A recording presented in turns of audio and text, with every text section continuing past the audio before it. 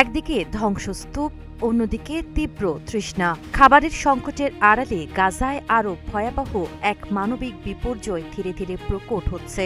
নিরাপদ পানি, স্যানিটেশন ও পরিচ্ছন্নতার মৌলিক সুবিধা না থাকায় লাখো মানুষের জীবন পড়েছে চরম স্বাস্থ্য ঝুঁকিতে।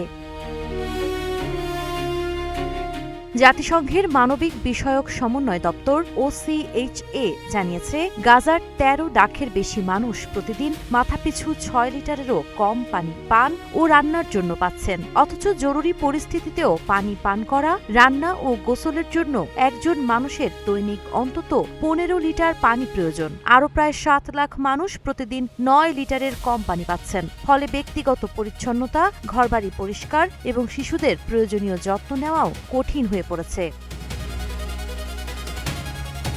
পানি সংগ্রহের কেন্দ্রগুলোতে বাড়ছে ভিড়। পর্যাপ্ত পাত্র না থাকায় অনেক পরিবারকে দূর থেকে পানি আনতে শিশুদেরও কাজে লাগাতে হচ্ছে। গাজার প্রতি ৪ জনের ৩ জনই এখন পানি সরবরাহকারী ট্রাকের ওপর নির্ভরশীল।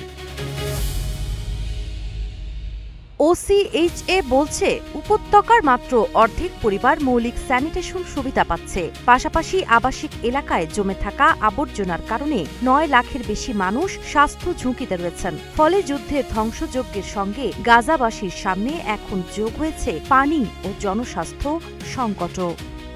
সাবা খান, নাগরিক প্রতিদিন।